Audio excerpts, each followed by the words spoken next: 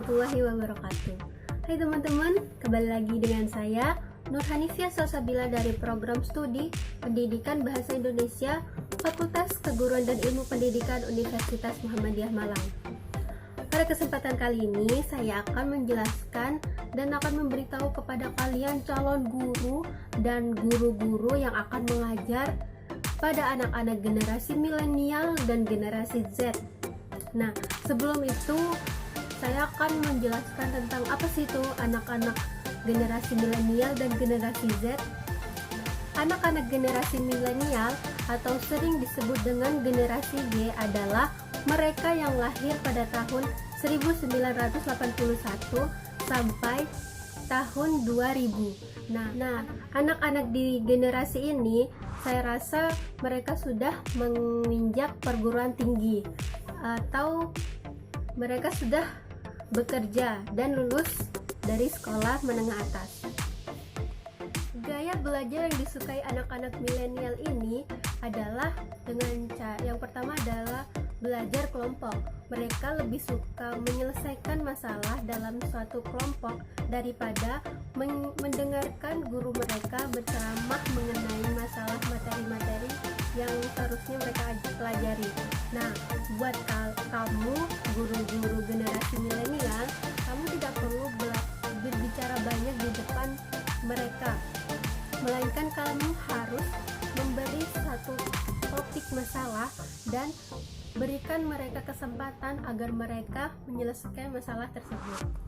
Dengan begitu, mereka lebih mudah memahami pelajaran daripada harus mendengarkan kalian berbicara materi di depan mereka. Gaya belajar yang kedua adalah dengan cara memanfaatkan teknologi untuk belajar. Nah, tidak heran lagi ya kalau anak generasi milenial ini apabila menemukan sebuah tugas dan diberi tugas oleh seorang guru, mereka akan langsung browsing jawabannya.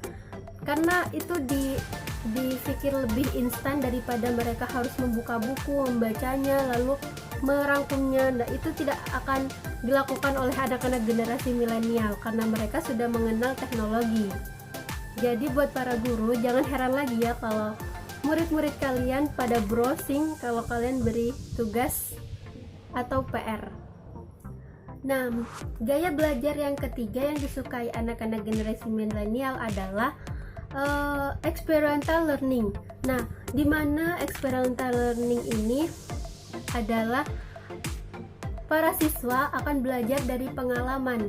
Nah, buat kalian guru-guru yang mengajar generasi milenial, kalian harus banyak-banyak praktek karena itu akan menambah pengalaman siswa didik kalian. Nah, karena generasi milenial ini menyukai pembelajaran yang bertuju pada pengalaman, maka berilah praktek-praktek yang banyak kepada generasi milenial ini. Nah, selanjutnya adalah generasi Z. Nah, generasi ini lahir pada tahun 2000 sampai dengan 2010 dan kemungkinan besar saat ini mereka masih menduduki sekolah dasar, sekolah menengah pertama, dan sekolah menengah atas, atau bahkan ada juga yang sudah menempuh pendidikan di perguruan tinggi.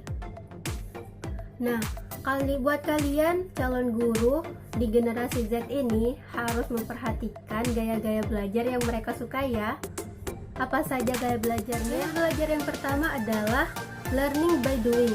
Tidak berbeda dengan generasi milenial sebelumnya, anak-anak generasi Z lebih suka sama saja dengan generasi milenial. Mereka lebih suka praktek daripada harus duduk di kelas dan mendengarkan ceramah dari gurunya. Jadi buat kalian calon guru atau guru di generasi Z ini, kalian harus memberi banyak-banyak praktek karena mereka lebih suka praktek daripada mendengarkan materi di kelas. Gaya belajar yang kedua yang disukai oleh generasi Z ini adalah dia bisa mengerjakan beberapa aktivitas dalam satu waktu. Misalnya, mereka mengerjakan tugasnya melalui laptop, mengetik. Mereka juga bisa sambil browsing di internet dan dirangkap dengan mendengarkan lagu dan musik-musik dari smartphone-nya. Wah, hebat sekali ya generasi Z ini. Kemudian gaya belajar yang terakhir untuk generasi Z ini adalah membutuhkan tujuan yang jelas sebelum melakukan pembelajaran dan harus mendapatkan feedback yang cepat dari pengajar. Nah, membutuhkan tujuan yang jelas di awal pembelajaran itu seperti apa aja yang akan saya pelajari, dan setelah saya mempelajari ini, saya akan mendapat apa dari pembelajaran ini. Nah, generasi Z ini akan memikirkan apa saja yang akan didapat setelah mereka belajar. Kemudian feedback yang cepat dari pengajar. Nah, guru-guru generasi Z ini, kalian harus memperhatikan sekali murid-murid kalian ya, karena mereka sangat membutuhkan feedback yang cepat dari kalian. Tidak seperti generasi-generasi sebelumnya yang feedbacknya itu tidak cepat juga tidak apa-apa gitu loh maksudnya. Nah, generasi Z ini harus mendapatkan feedback yang cepat dan tepat dari kalian para pengajar generasi Z. Jadi, kalian termasuk generasi yang mana nih? Generasi Z atau generasi milenial? Kalau saya sih generasi Z yang sudah menempuh di perguruan tinggi. Nah, sekian video dari saya. Kurang lebihnya saya mohon maaf. Wassalamualaikum warahmatullahi wabarakatuh.